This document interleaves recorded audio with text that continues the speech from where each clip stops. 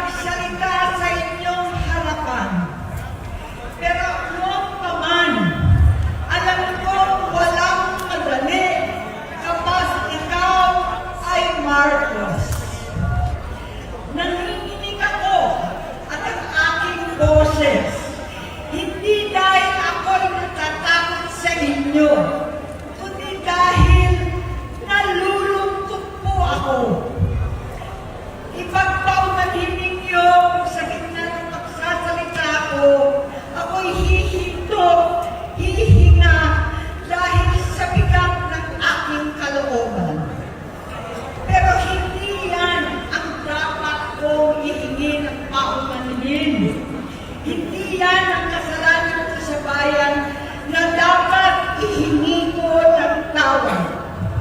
Narito po ako dahil sa tawag ng Iglesia ni Cristo para sa transparency, accountability, at hustisya. At dahil sa tawag ng sarili kong konsensya, bilang senador, bilang kapatid, bilang Pilipino. Bata pa lang kami ni Bongbong. Alam na ng buong pamilya ang problema sa kanya.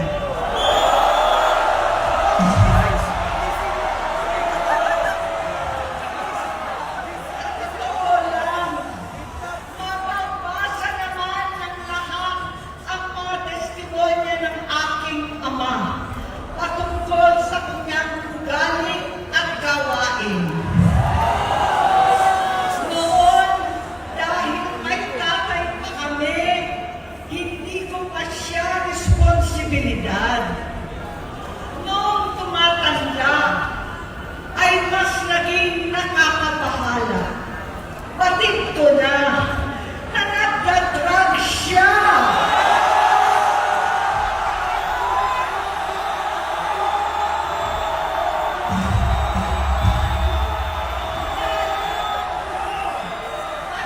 Pamilya, nalaman ng pamilya, seryoso ito.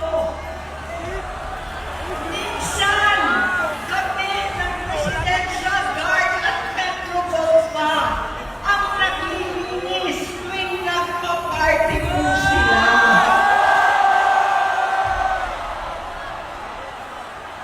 Nabuhay kaming magkakapatid sa ibang bansa. Kami-kami lang. Kinumbinsi ko pa si Bongbong. Pakasalan mo na si Lisa.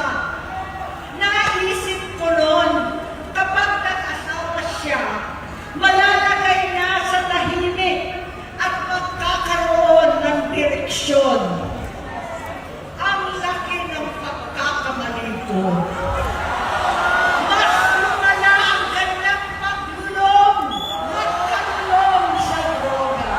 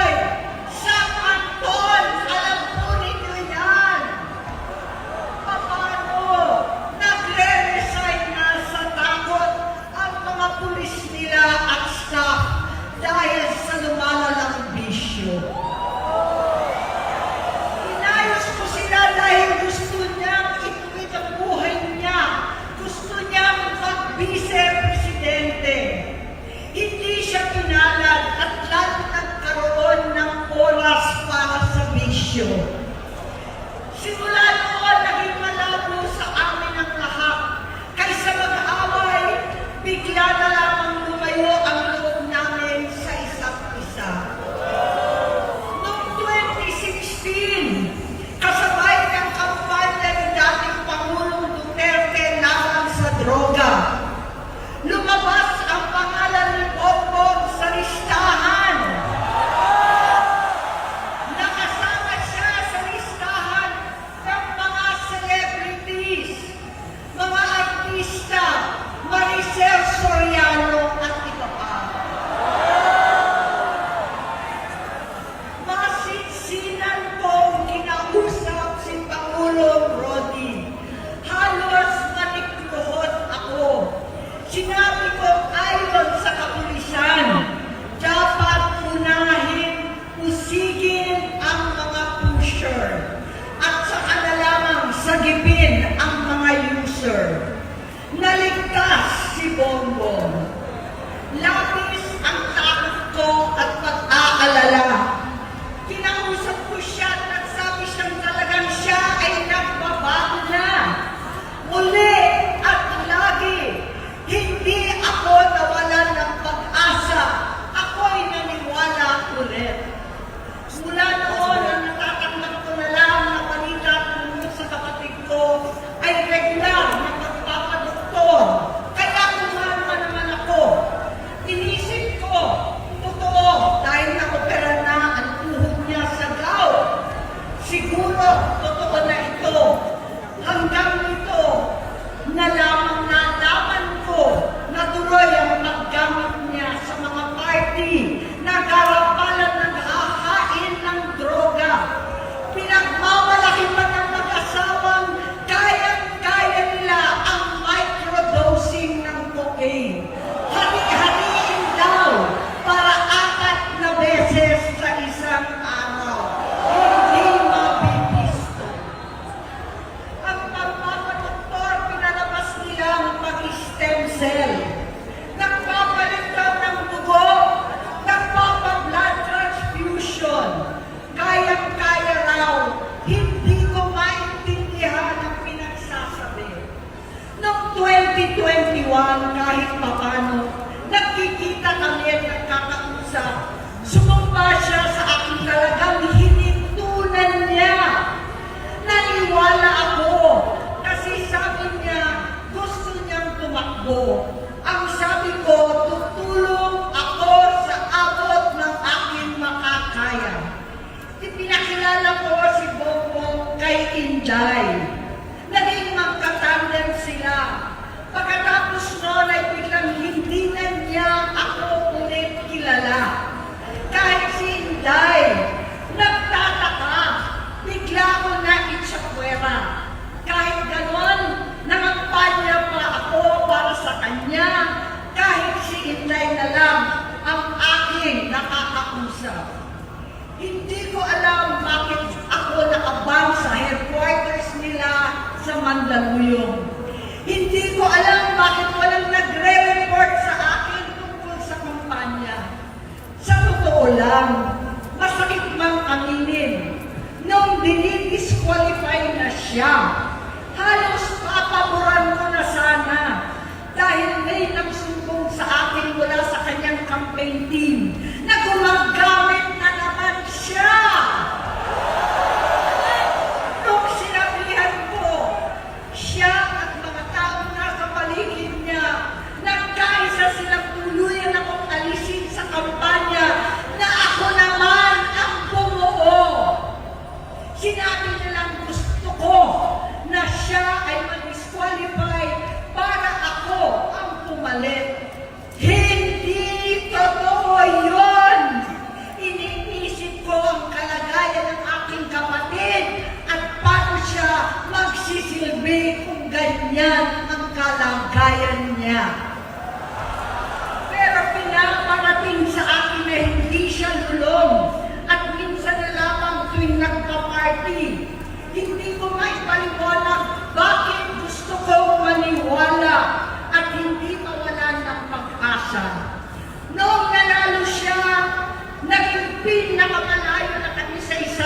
mag-isa.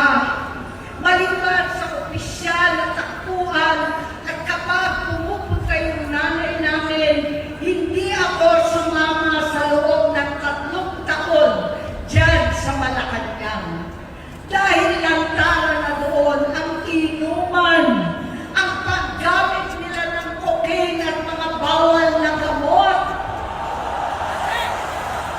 Hindi ba nila nakikita, naririnig, kakaiba na siya magsalita, hindi na maintindihan kung ano-ano na sinasabi at wala na sa sarili. Nagtatago sa kabaitan niya ang pang-aabuso niya sa droga. At nagbunga na ito ng mga nakakapinsalang maling desisyon. Hinayaan niyang kumilos ang mga nakapalibot sa kanya. Yung mga umaastang presidente habang nilululong siya ng mga ito. Hindi na kami nagkausap. Sa harap ng publiko, pinipiling ko magmukha kaming maayos. Pero wala na kaming koneksyon. Hindi ko hinihiling na maunawaan ninyo ako, lahat kayo. Sa palagay ko, ang makakaunawa lamang sa akin ay ang mga pamilya may pinagdaanan sa adiksyon, sa inom, sa sugal, sa alak, sa bisyo, higit sa lahat, sa droga. Pagka hindi ko siya nakakasama, buong aking loob na ipasok sa institusyon. Ipagamot, iparihab ko na yan. Pero tuwing maghaharap kami noon, hindi kaya ng aking kalooban na gawin yon. Tuwing magsasabi siya sa akin na magbabago na siya, hindi ko siya kayang liisin. Hindi ko kayang ipagkait sa kanya pagkakataon at pagbabakasakali, umaasa ako at laging nananalangin na sana, oo nga, nagbago na siya. Hanggang dumating ang 2024 at 2025, yung bisyo niya na ang dahilan ng pagbaha ng korupsyon, kawalang direksyon, at maling-maling mga desisyon. Walang accountability, wala na ang hustisya. Hindi na niya alam ang nangyayari. Hindi na pinapaalam sa kanya ang mga pangyayari. Sinamantala ng mga ito ang paggamit niya ng droga. Tinangkap na nila ang kaban ng bayan habang ang mga dating tumatawag sa amin ng magnanakaw ay nakakita ng pagkakataon sirain ang lahat. Nagagamit na nila si Bongbong para sirain si Inday. Itinutulak pa nila si Bongbong at ang bayan sa bangin para umastang tagapagligtas. Mula sa pagtraidor at pagpapahamak kay VP Inday, sa confidential funds na tutuusin ang galing naman sa opisina ng Pangulo, hanggang sa pagpadukot sa dating Pangulong Duterte para itago na lamang sa ibang bansa. Ang kabaitan ni Bongbong ay naging kalupitan. Karapalan na ang pagtatikip sa kanya ng mga nasa Congress, sa Senado, mga miyembro ng kabinete. Kitang-kita na ng taong bayan, wala nang puwang ang kahihiyan. Para bang nauulit ang bangungot ng kasaysayan dinanas namin noon. 68 years old po ang tatay ko nung pinatalsik sa pwesto. 68 years old na rin si Bongbong ngayon. November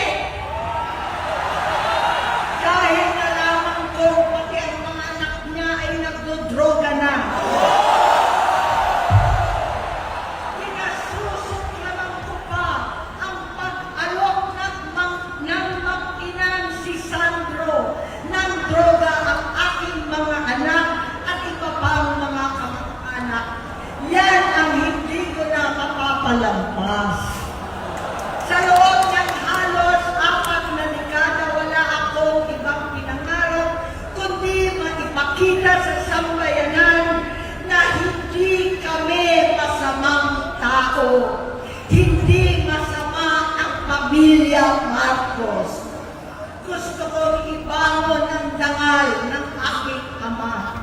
Sa pamamagitan ng nagpagtatrabaho para sa bayan, sinikap kong maging mabuting gobernador, tinatawan, senador.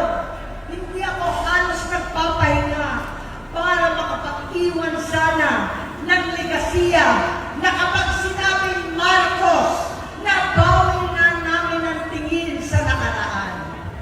Ngunit sa kagustuhan kong maging responsableng anak, matupad ang pangako ko sa aking ama, nabigo akong maging mabuting kapatid. Naging mahina ako kay Bongbong sa kapulisan at sundalo sa lahat ng mga leader at tagapagpatupad ng batas. Siya ang Pangulo natin ngayon. Sinabi ko kung anong kalagayan niya ngayon. Tulungan niyo ako mapabuti ang kanyang kalagayan. Tulungan niyo ako matulungan siya. Hindi niya ako kalaban. Ang kalaban niya ay ang sarili niya. At nadadamay ang bansa sa laban na yan. Bilang senador at lingkod bayan, batid ko ang mga problema at gaya ng bayan, alam ko rin ano ang solusyon. Sa pagkakawatak-watak, patuloy na pamumulitika, pagnanasa sa kapangyarihan ng mga talunan naman, kaguluhan sa Mindanao, alanganing gyera sa China at Estados Unidos, kawalang pananagutan sa flood control scam, karapalang kahiman, panggigimik sa hindi kaalyado, pagkakanulo sa kapwa Pilipino, pagdakip sa dating Pangulong matandang may sakit upang ihagis lamang sa bansang dayuhan, pagsadsad ng piso, paglaganap ng gutom, paghihingalo ng ekonomiya, at pagsasawalang bahala sa taong bayan. Ang delubyo at kalamidad na nagdudulot ng parusa, ang korupsyon na nauwi sa kawalan ng tiwala at hustisya sa Pilipinas, sa kanyang pamahalaan, lahat ng yan ay masusolusyonan kung ikaw, aking kapatid, magsaayos ng iyong sariling kalusugan. Kapag humupa ang ingay sa politika, kapag umuwi na kami sa aming pamilya, hindi bilang senador, kundi bilang ate, bilang si Manang Aimee ni Bonget, kaya ito sasabihin sa harap ng taong bayan, sa harap ninyong lahat, at sa harap ni Bongbong. Bonget, magkatatlong taon na tayong hindi nakakausap. 3 taon ko nang sinusubukan muli na ako'y pakinggan. Siguro ngayon ay makakarating ng buo ang gusto kong sabihin. Walang mababawasan, hindi madadagdagan. Bongbong, nag-aalala sa iyo si Manang. Tuwing nakikita kita sa TV, gusto kitang puntahan. Napakalaki ng pinagbago mo. Itsura, pagsasalita, takbo ng pag-isip. Minsan, napapatanong ako sa sarili ko, ikaw pa ba yan? Si Bongbong ba talaga yung nakikita ko? Pero ako, aling ko, ako pa rin ito. Ako pa rin ang ate mo na tumayong ama't ina sa inyo sa ibang bansa. Ang kasama nyo sa sumubok na sanggahin lahat ng sakit para sa iyo. Ang kapatid mo na hindi mo kailangan hingan ng tawad dahil agad ka nang iniintindi at tatanggapin dahil mahal kita.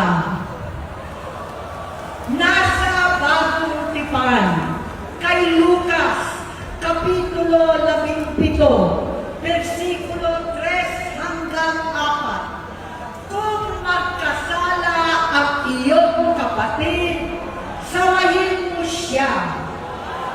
At kung siya'y magsisi, patawarin mo siya.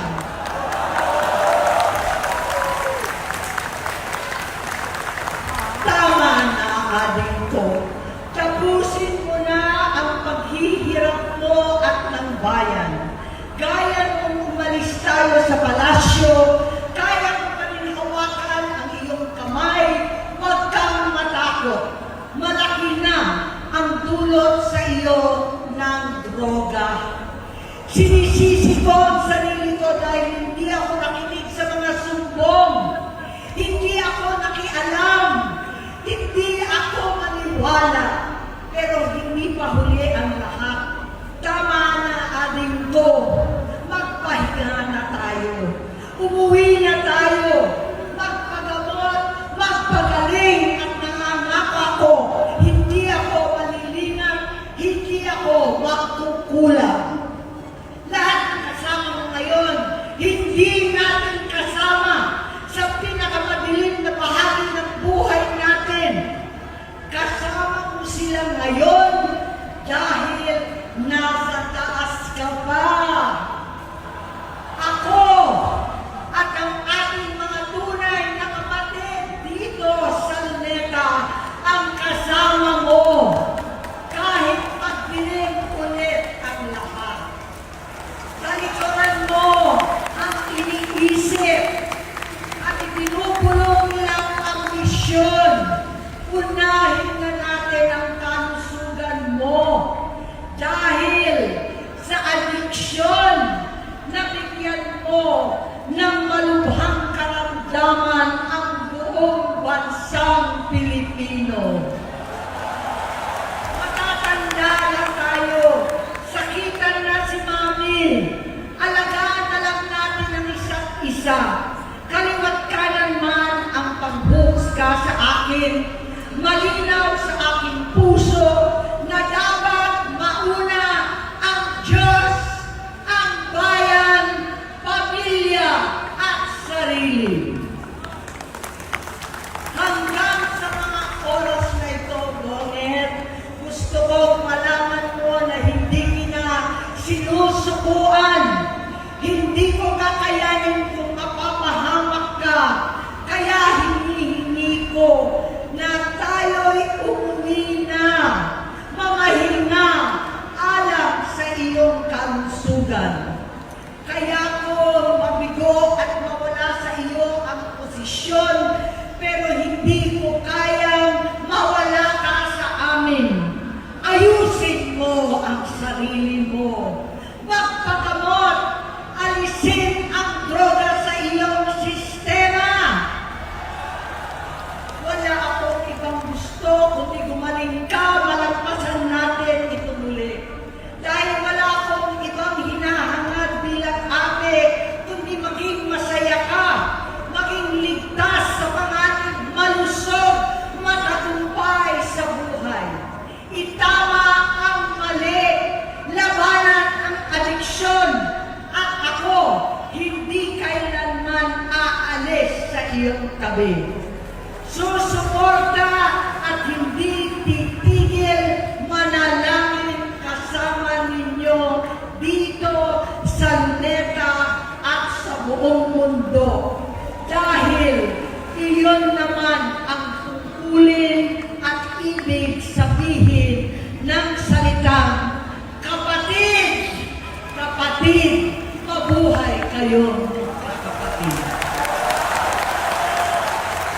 Maraming salamat po, Senator